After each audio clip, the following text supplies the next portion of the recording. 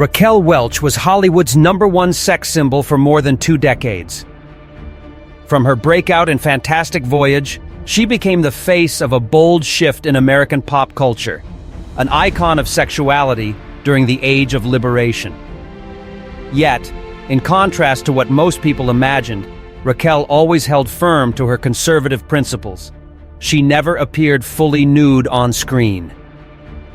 That choice made audiences both fascinated and respectful, while infuriating many producers. She was labeled difficult, demanding, even punished by the Hollywood system itself. But Raquel fought back and won a landmark lawsuit that shook the entertainment industry. Behind the spotlight were untold battles, never-before-seen personal photos, and a life filled with soaring highs and devastating lows. Don't look away, because only by watching will you understand why Raquel Welch remains an immortal icon of her era.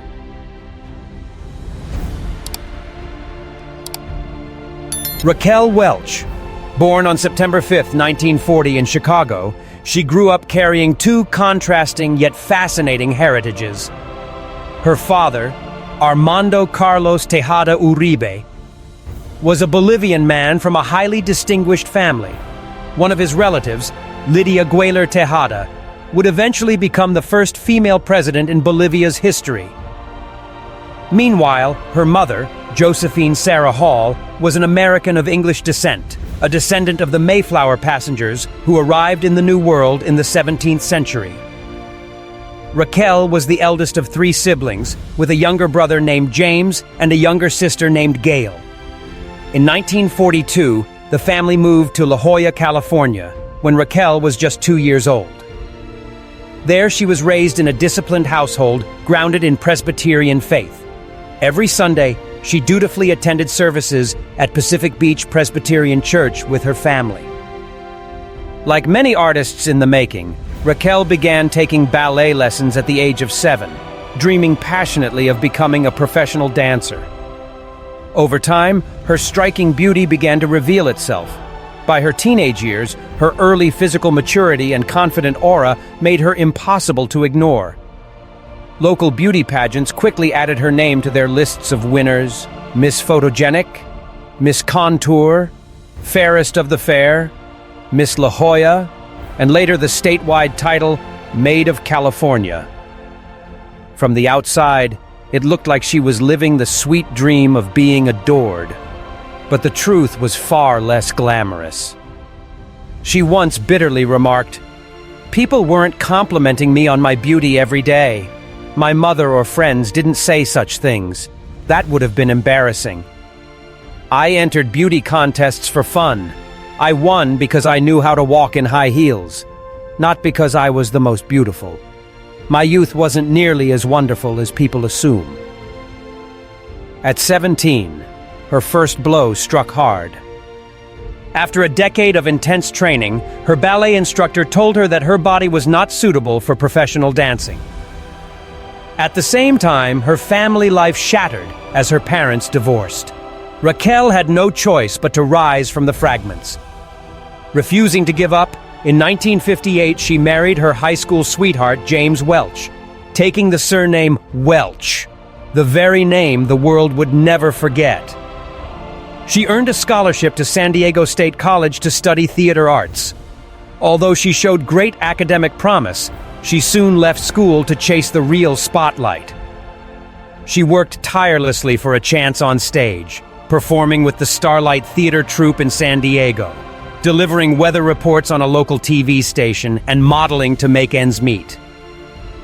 Each tiny role was like a flickering candle in the dark, but from those faint glimmers, Raquel's star would soon ignite.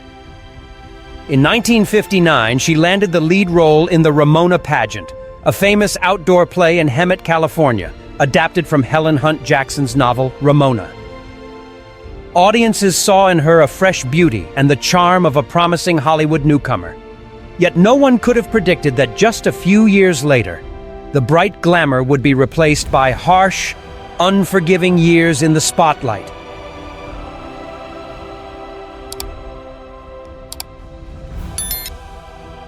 Raquel married young to James Welch, the man she believed would help her build a warm family and support her artistic dreams. They had 2 children, Damon, born in 1959, and their little daughter Tani in 1961. But marriage was no magic key that made a Hollywood dream easier. Instead, it quickly became a rope tightening around her opportunities. Raquel found herself in the impossible position of being a mother of 2 at such a young age while receiving little support from the very man she shared a home with. Within just a few years, everything collapsed. By 1962, they were officially separated and eventually parted ways quietly.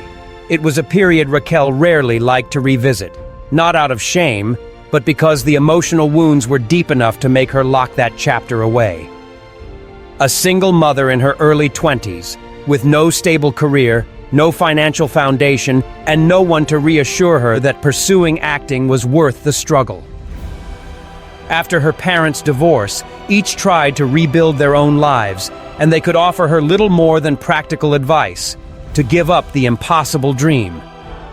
Determined to survive, she left California and the faint glow of the stage behind, moving to Dallas.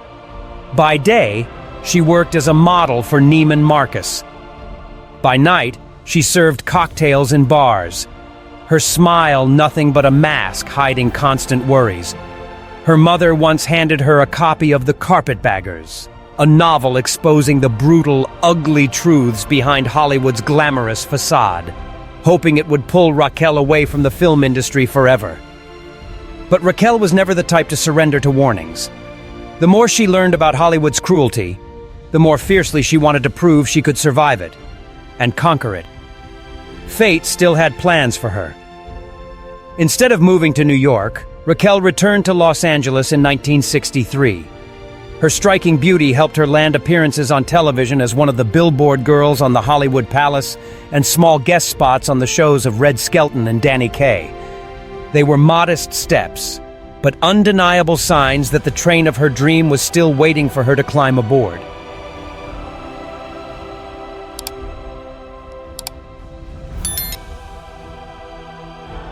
It was during this period that Raquel met Patrick Curtis, a 28-year-old former child actor who had once appeared in Gone with the Wind and was now working as a talent manager. In a 1967 interview with Look magazine, Curtis recalled, "In Hollywood, girls usually looked more like Sandra Dee than Sophia Loren. I was shocked that someone so beautiful had been a scholarship student at San Diego State and even earned straight A's. We decided to team up and make her a star. I quit my job and we formed a company. We started Kurtwell like someone would open a gas station, a legitimate business venture. The key to success is always hard work." Curtis insisted that Raquel take 3 dance lessons and 2 vocal classes every week. He focused on shaping her image as a photographer's dream, aiming to position her as a true sex symbol capable of capturing Hollywood's attention. He also advised her to keep the surname Welch, so she wouldn't be typecast as a Latina actress. Under Curtis's direction, Raquel showcased her physique in various settings: tennis courts, pools, beaches, to build visibility and establish her emerging persona. She also set strict rules for Curtis to ensure her image remained flawless. Raquel explained, "I have to know the situation, the atmosphere, the purpose of the event, what I should wear, how my hair should look, what I need to be prepared to say. I need everything required to make the strongest impression with my presence alone." This perfectionist approach to her public image would become a recurring theme throughout her career, and often a source of major conflict behind the scenes.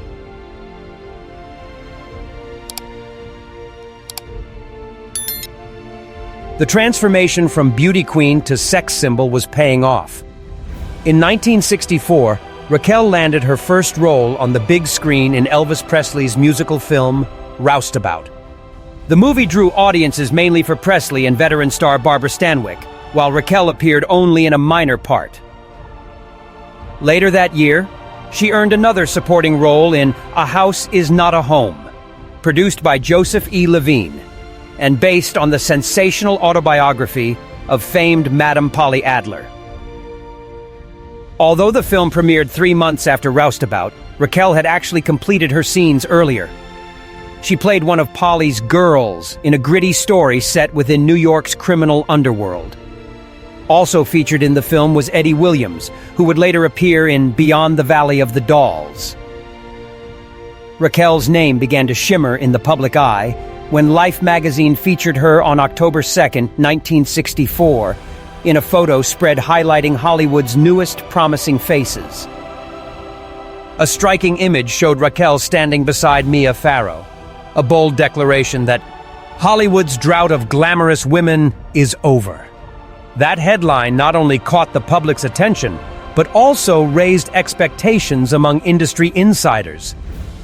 Just over a month later, on November 21, 1964, Raquel walked the red carpet at the 12th annual Deb Star Ball at the Hollywood Palladium. The event was broadcast live on television and announced 10 stars of tomorrow, and Raquel's name was among them. It was a defining night, as many powerful Hollywood figures saw her in person for the very first time. During this period, she continued to make numerous guest appearances on television, including Bewitched, McHale's Navy, and The Virginian. She also worked as a billboard girl on the Hollywood Palace. Notably, Raquel auditioned for the role of Mary Ann Summers on Gilligan's Island, though the part ultimately went to someone else. It was disappointing, but one thing was clear: the doors of Hollywood were slowly but surely opening for her.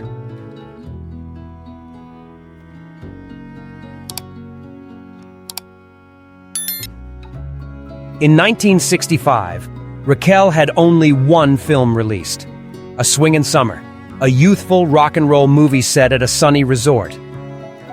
Lighthearted and energetic, it wasn't a blockbuster, but it brought her closer to both audiences and Hollywood producers. She even contributed vocals to the movie's soundtrack, proving she was more than just a pretty face. She was versatile. Her next big break came when she was considered for the role of Domino in Thunderball, a James Bond film. Although the part ultimately went to Claudine Auger, the mere fact that she almost became a Bond girl sparked an amusing phenomenon.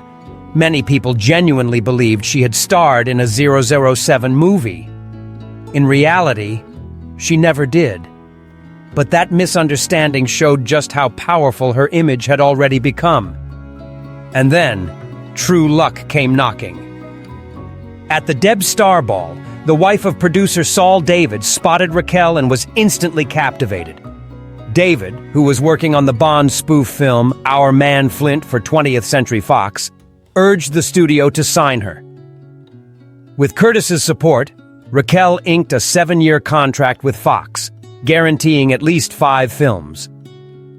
Fox executives wanted to change her name to something easier to pronounce, but Raquel insisted on keeping Raquel Welch, a bold declaration of identity. Although she didn't land the role in Our Man Flint, the studio had something bigger and more daring in mind. Fantastic Voyage. That was the turning point.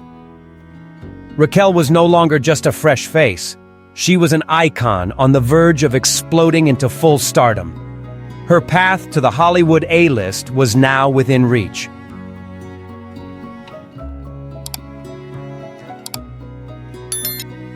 By the mid-1960s, Fox was no longer the powerhouse it had been when Marilyn Monroe was the studio's golden goose.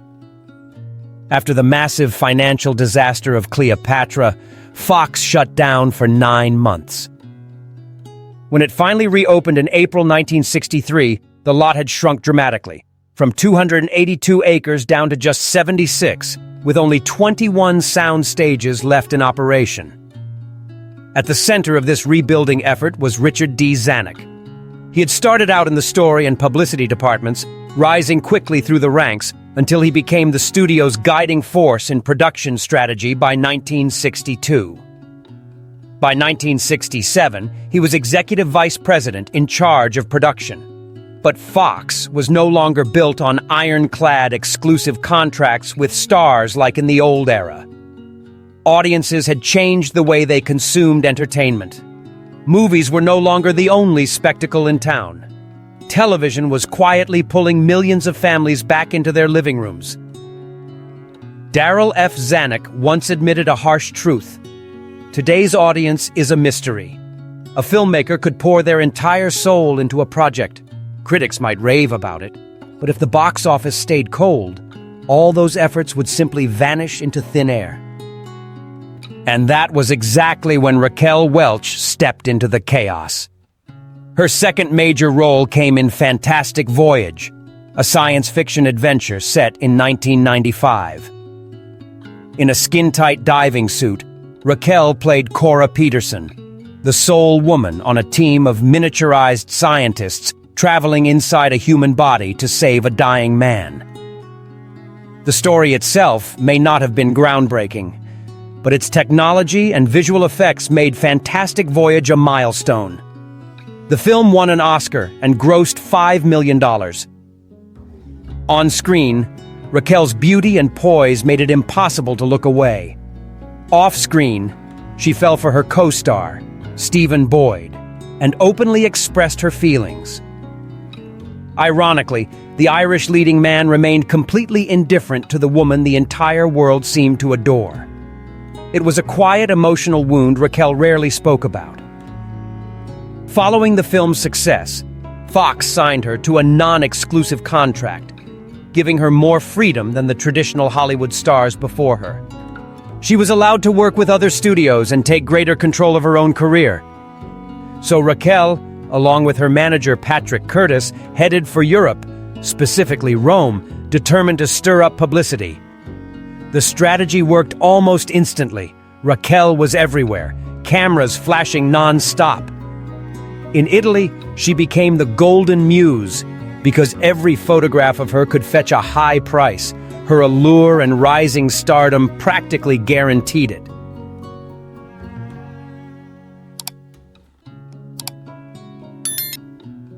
By August 1966, Raquel had already appeared on 92 European magazine covers and 19 American ones. She confidently declared, "I created my own kind of zap in Europe." Her manager Curtis understood one thing very clearly. Magazine covers were only the beginning. To elevate her career, Raquel needed to conquer the big screen. Starting in 1965, she began appearing in several European film projects, many of which would be released over the next few years. Raquel shared that she wasn't chasing instant fame from mainstream audiences. What she longed for was recognition from seasoned filmmakers. Her biggest turning point came when Fox loaned her to Hammer Studios in England to star in 1 Million Years BC, 1966, a remake of the 1940 classic. The fur bikini she wore quickly became a sensation even before the film hit theaters. Paparazzi constantly released behind-the-scenes shots, transforming her into a brand-new sex symbol.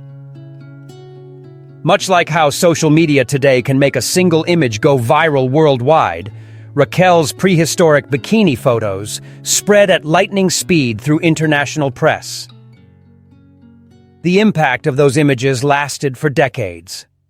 One of her posters even appeared in the iconic film The Shawshank Redemption, hanging in Andy Dufresne's cell as a rebellious symbol of escape. The film itself wasn't complex and stayed close to the original. Aside from Raquel, the highlight was the stop-motion effects by master animator Ray Harryhausen.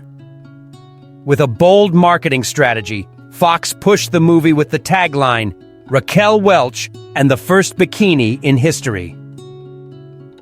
Raquel played Loana of the Shell tribe, who falls in love with Tumak of the Rock tribe. She had only 2 simple lines of dialogue, relying mostly on her eyes and movements to convey emotion.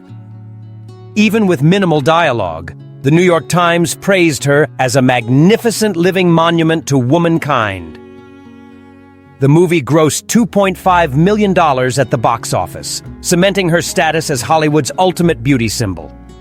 Yet Raquel felt uncomfortable being labeled a sex symbol. She insisted she never sought attention solely through her body. She wanted to embody a refined inner allure like Sophia Loren. Another promotional photo, far more controversial, was taken by photographer Terry O'Neill, but it wasn't revealed until more than 30 years later. The image, titled Raquel Welch on the Cross, was both artistic and deeply personal. Raquel had been anxious about wearing the fur bikini, afraid the media would crucify her for revealing too much skin. That metaphor sparked O'Neill's creative vision. He immediately asked 20th Century Fox to bring in a wooden cross and shot a series of photos of Raquel crucified from various angles. The image was meant as a bold rebuttal to the criticism she knew would come, a symbol of how she felt judged and objectified by the media, who constantly insisted she relied only on physical beauty. But O'Neill, a Catholic, feared the photo would be seen as religious blasphemy rather than a feminist artistic statement, so he held the images back for decades, likely preventing a firestorm of controversy.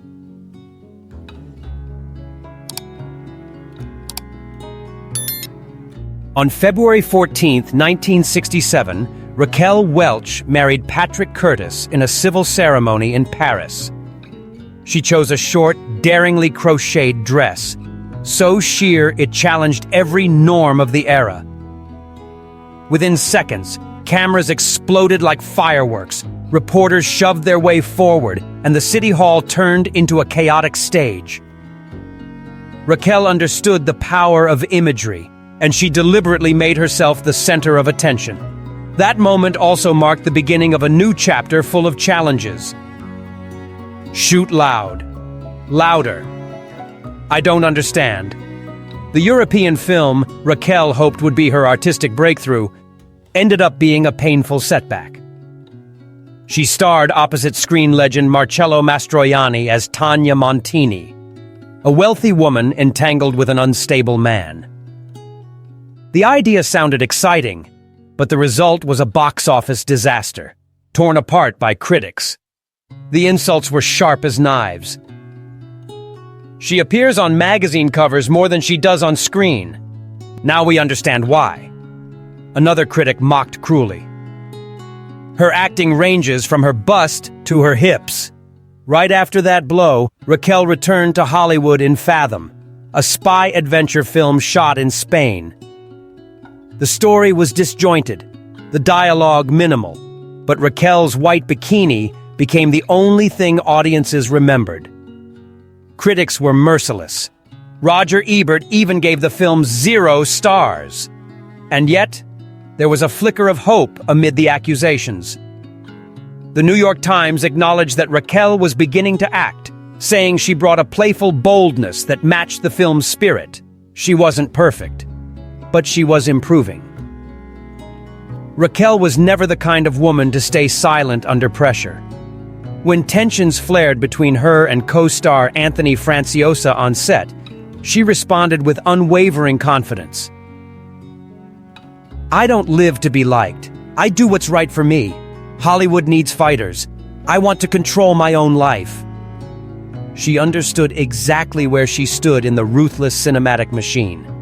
If she didn't fight back, she would forever be stamped as nothing more than an empty sex symbol.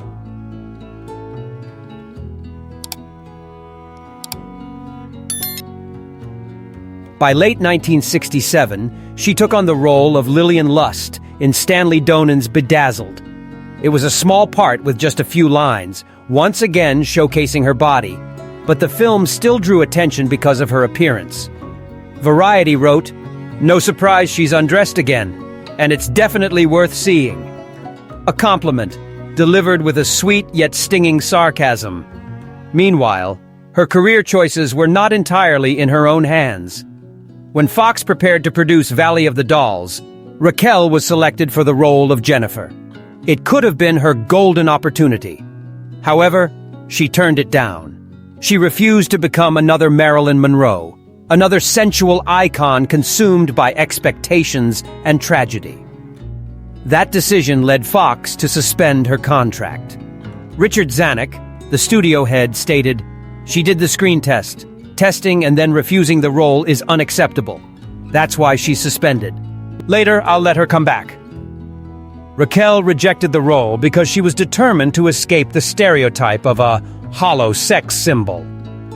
If you're beautiful, people don't need you to act. They expect nothing from you. And when they expect nothing, you don't get the chance to prove anything. But as an actress, I want to show my real talent, and I need the opportunity to do that. When asked about being constantly compared to Marilyn Monroe, who had voiced the same fear years earlier, Raquel responded, "I don't want to be like her. I'm not jealous of her life. Marilyn was miserable and ended up taking her own life because she felt she wasn't good enough, that no one loved her beyond her physical beauty. That's very dangerous for women, because you can't stay young and beautiful forever."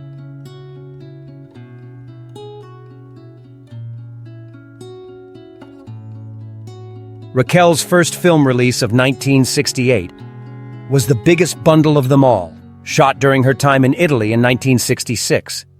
It was an international co-production featuring respected veterans like Vittorio De Sica, Edward G. Robinson, Robert Wagner, and Godfrey Cambridge. Raquel played Juliana, the bold, irresistibly alluring girlfriend of Wagner's character. The kind of role designed to hook audiences with just one look. Although the movie carried a playful crime comedy vibe, it fell short of critical expectations. What the crew remembered most about Raquel happened off-camera. By then, she had already started developing a reputation for being difficult. Robinson, known for his strict professionalism, didn't hesitate to call her out when she frequently showed up late and disrupted the shooting schedule. The director eventually warned her that close-up shots could be cut if she didn't improve her behavior. A threat that made Raquel straighten up fast. Robinson later spoke bluntly. Raquel had an astonishing figure and a powerful PR machine behind her, but beauty alone is a one-way ticket. It can't take you everywhere without real talent. In July of the same year, Raquel bounced back strong with Bandolero. Directed by Andrew V. McLaglen, the Western became a box office hit, earning $5.5 million. Her character mixed light satire with undeniable charm. One New York critic wrote about her performance, "Raquel Welch, perfect curves and irresistible presence. She just admitted her father sold her for 5 cows and a gun. Oddly enough, it's the best bargain in the entire movie." Both snarky and flattering, the remark highlighted exactly how magnetic she was on screen. Only a few months later, she appeared in The Oldest Profession, a film divided into 6 segments exploring prostitution throughout history. In the Gay 90s chapter, she played a clever courtesan who discovers her client is a wealthy banker and sets out to make him fall in love with her. The project paid Raquel $100,000 for just 2 weeks of filming in Berlin, but poor dubbing and image quality limited its success with audiences.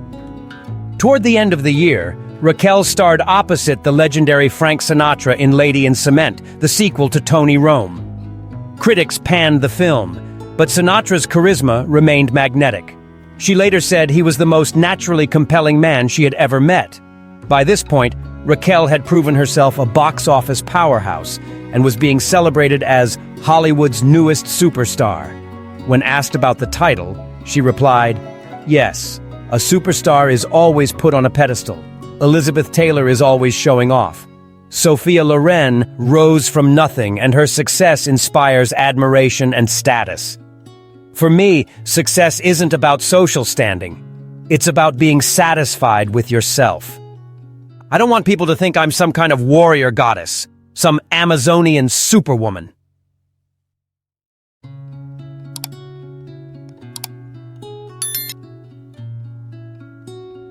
In early 1969, Raquel Welch once again stepped into the Wild West, starring in 100 Rifles, a Fox production filmed in the scorching sun of rural Spanish towns. Released in April, the movie instantly stirred up a wave of controversy unlike anything Raquel had faced before. Her co-star this time was Jim Brown, a black superstar whose trajectory in Hollywood mirrored Raquel's in several ways. Both had signed with Fox in 1964, and both had quickly become physical icons on screen. Hollywood loved showcasing their bodies more than exploring their true acting capabilities. As a result, the media clung to their looks and personal lives, milking the spectacle for attention. 100 Rifles became a victim of that same mindset.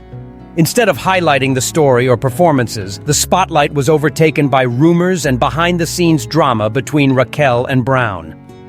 In one now-famous scene, Raquel had to climb a water tower and use her sultry figure to distract a group of soldiers. Director Tom Grease repeatedly pushed her to perform the scene completely nude, hoping to turn it into a marketing bait. Raquel stood her ground. She would not appear naked on camera, no matter how much pressure was applied. And while the gossip about a romance between Raquel and Brown may have been exaggerated for publicity, another relationship on set was very real.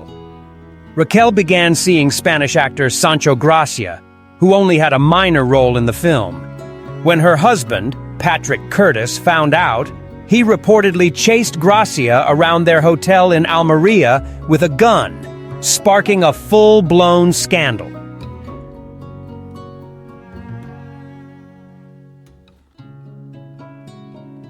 Raquel's second film of 1969 was Flare Up, released in November as part of a double feature. She played Michelle, a go-go dancer hunted by a psychopathic killer from Las Vegas to Los Angeles. The thriller-style role earned her more than $300,000, a huge paycheck for the era.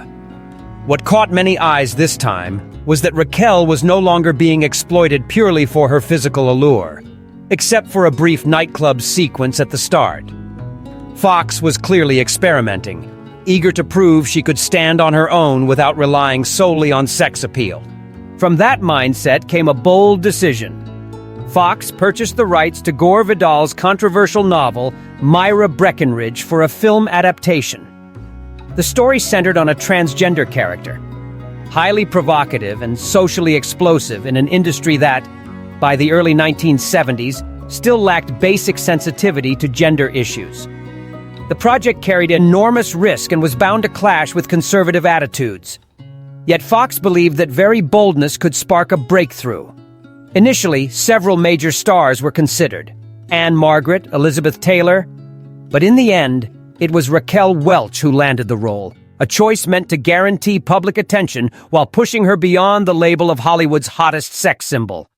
Producer Robert Fryer confidently proclaimed, "If a man wants to become a woman, he'd want to become the most beautiful woman in the world. He'd become Raquel Welch." A comment that sounded flattering on the surface, yet wore a troubling layer of disregard for the transgender community. Raquel accepted the part for $200,000 and told the press she was determined to prove her true acting ability. Her bombshell image had launched her to fame, but it had also shackled her opportunities. Myra, to Raquel, represented a door to artistic freedom. No one knew that this same door would soon open into a nightmare.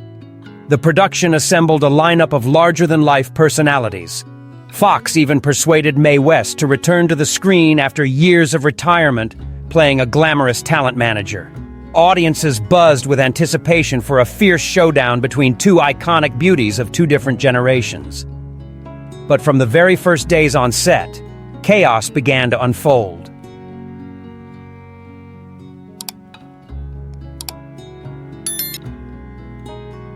Director Michael Sarn was unlike any professional director Hollywood had ever seen, and not in a good way. He would make the entire crew wait for up to 7 hours simply because he needed to think. The budget spiraled out of control. Production dragged endlessly, and unnecessary scenes piled up with no clear purpose. His idea to splice in random clips from old movies later triggered a chain reaction of lawsuits. Actor Rex Reed, who appeared in the film, bitterly remarked, "This is the movie where lawsuits fly everywhere." Richard Zanuck at Fox was nearly driven insane watching the chaos unfold. He recalled that producer Robert Fryer quit the production not once, but 3 times. Clashing egos erupted daily. Anyone could be fired at any moment, including Zanuck himself. Screenwriter David Giler, originally trusted by Gore Vidal to adapt the novel, was so furious at Sarn that he made a shockingly dark comment. "In a world where the Kennedy family can be assassinated, I don't know why nobody shoots Sarn." Meanwhile, Raquel and Mae West were heading straight into a Cold War of diva proportions. West had inserted an outrageous clause in her contract. No one else in the film was allowed to wear black and white costumes except her. When Raquel showed up in a black dress with white trim, West exploded. The wardrobe team was forced to dye the trim pale blue to avoid violating the rule. Yet on film, it still looked white. The battle between the two goddesses had officially begun. Farrah Fawcett, making her feature film debut in Myra Breckinridge, became collateral damage in this war. At first, West refused to film with her because she was blonde. Farrah had to dye her hair. Then Raquel noticed that Farrah's new hair color looked a bit too much like her own, so she objected as well. Eventually, they settled on a blend between West's and Welch's shades. Still, Mae West held all the power. She received top billing, exclusive rights to black and white outfits, and complete freedom to write her own dialogue. Critics later tore the film apart. Gene Sissel wrote, "Cheap eroticism and sloppy direction have replaced wit and mystery." And that was one of the kinder reviews. Herb Kelly of the Miami News was far more brutal. "I hereby nominate Myra Breckinridge as the worst movie ever made. Nothing can top its tastelessness and boredom." Even Geidel himself disowned the film, calling it a terrible joke. For a while, this humiliating disaster looked like it might mark the end of Raquel Welch's movie career altogether.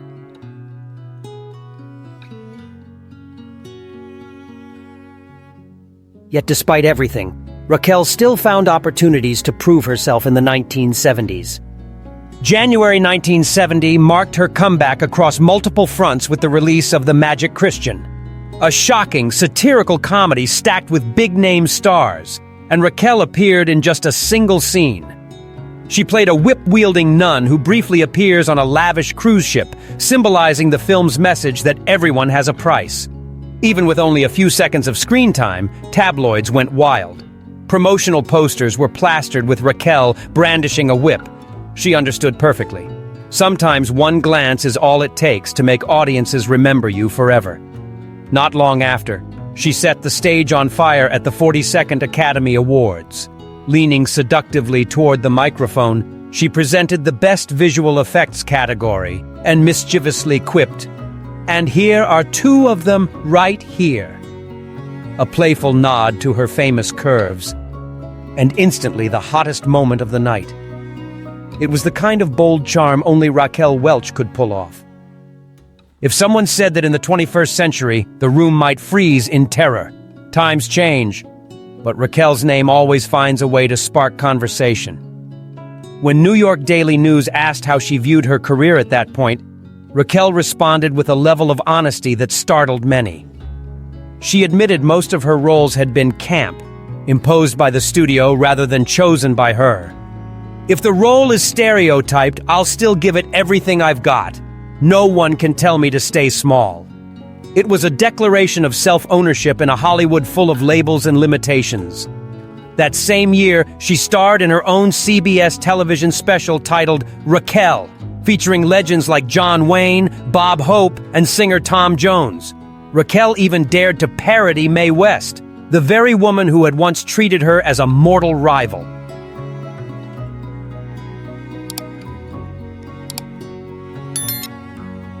In the summer of 1970, Raquel stepped away from Hollywood and traveled to Cyprus to film The Beloved, a dark, Greek-style psychological tragedy directed by George P. Cosmatos, and produced by her own company, Kurtwell Productions. Raquel no longer wanted to be just a decoration on screen. She wanted control over the stories she told. In early 1971, She returned to the Western genre as the lead in Hanny Calder, shot in Spain. At the time, the movie received little attention, until decades later, when Quentin Tarantino cited it as a major influence on Kill Bill. Back then, everyone wondered whether Raquel would finally agree to a nude scene. Her answer remained firm. "I don't understand why nudity is so important. 90% of those scenes are a letdown." Raquel enjoyed being admired, but only on her own terms. "What I do on screen has nothing to do with my private life. I live quietly. I don't like noise." Her boundaries were non-negotiable. In 1972, Kansas City Bomber cast Raquel as a tough roller derby athlete fighting to survive both on the rink and as a single mother. Life magazine called her a blazing flame on roller skates. During filming, she broke her wrist, but kept working. While recovering, she flew to Budapest to shoot Bluebeard with Richard Burton. Not long after, she made a striking entrance at Elizabeth Taylor's birthday party, despite not being invited. It was the same fearless attitude that had propelled her into Hollywood years earlier. Bold, breathtaking, unapologetic. That December, Raquel made her nightclub debut at the Las Vegas Hilton, performing before Elvis Presley himself. Even in a room full of icons, she commanded the stage like no one else. In 1972 also marked the end of her marriage to Patrick Curtis. Rumors of infidelity swirled. Curtis once claimed that Raquel had terminated a pregnancy while they were married, something she never confirmed. If true, it would contradict the conservative political stance she adopted later in life. People, of course, are always more complicated than the slogans they choose. In 2014, Raquel explained that her traditional values came from her Midwestern mother. She had strongly supported the Vietnam War and even performed for troops alongside Bob Hope. Raquel could be seductive and rebellious, yet her beliefs were firmly rooted in her own worldview.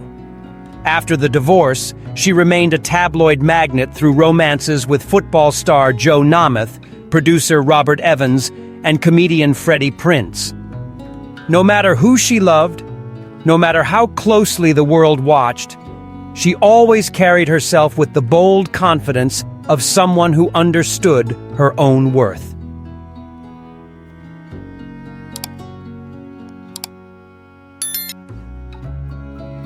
In the late 1970s, Raquel Welch began dating Andre Weinfeld, a French-American producer and journalist whose looks were never considered industry standard in a business obsessed with physical perfection.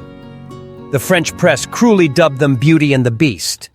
It may have sounded like a harmless joke to some, but to Raquel, it was a deep cut.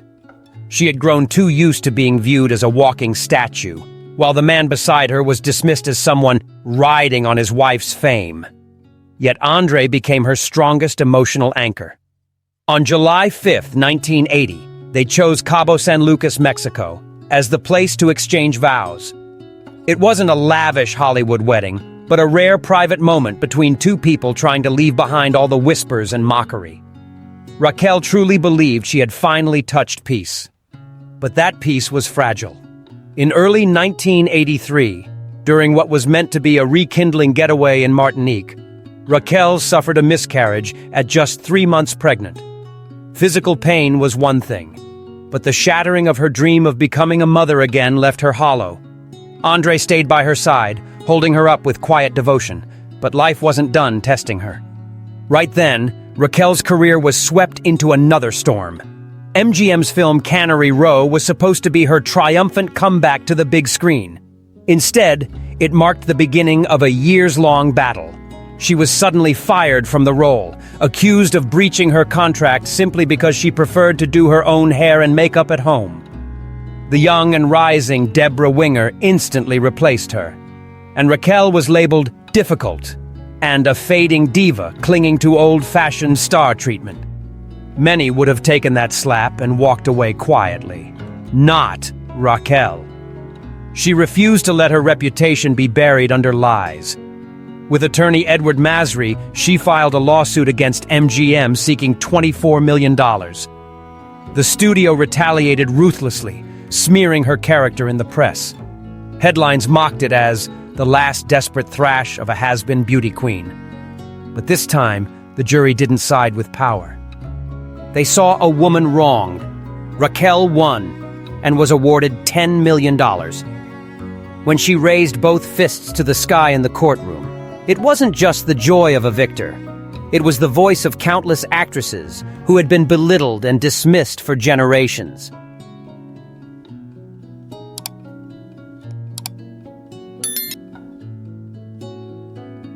However, that victory came with a price.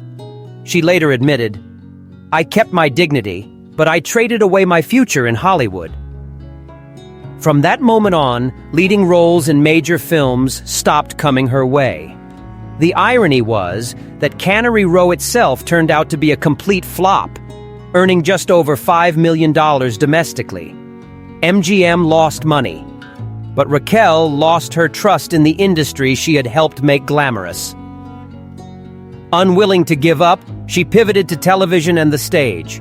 In 1982, she starred in the Western TV film The Legend of Walks Far Woman, playing a Native American woman in 19th century Montana. That same year, she was considered for the iconic role of Alexis Carrington in Dynasty, alongside Elizabeth Taylor and Sophia Loren. But Joan Collins ultimately won the part. Raquel also stepped onto the Broadway stage in 1982, replacing Lauren Bacall in Woman of the Year for 2 weeks while Bacall was on vacation.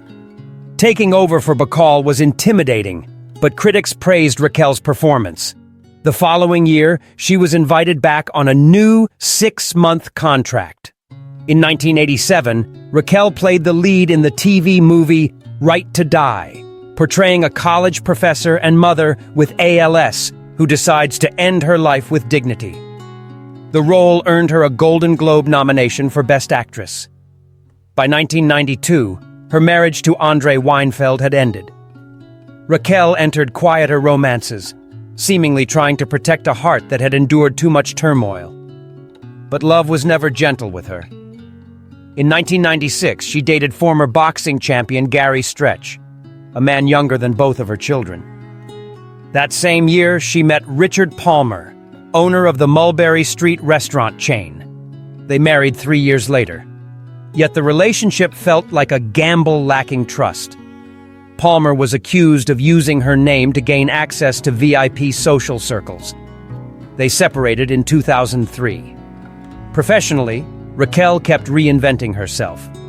She joined Central Park West, even as the show neared cancellation, and delivered delightful comedic turns in Sabrina the Teenage Witch and Seinfeld, where she charmingly poked fun at her own image. Despite decades of fame, Raquel struggled with her own identity. She once tried to hide her Latin heritage and endured mockery for her heavy Mexican accent early in her career. Only in 2002 did she confidently embrace her roots on screen through roles in American Family and Tortilla Soup. It was as if she had finally allowed herself to be her full, authentic self. Her last publicly known romance was with producer Nigel Lithgow in the early 2010s.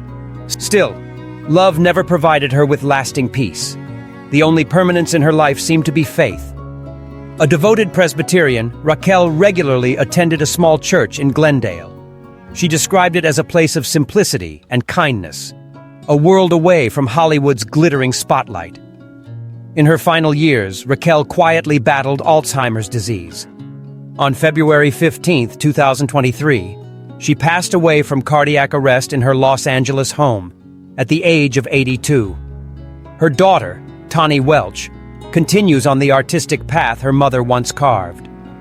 Raquel Welch had long been viewed as Marilyn Monroe's heir, the fiery red-brown-haired sex symbol of the 60s and 70s with a flawless hourglass figure.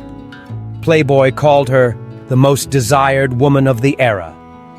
The press described her as a living monument of beauty, but Raquel never allowed that allure to define her entirely. She was strong, independent, and unafraid to challenge Hollywood's power structures to claim respect.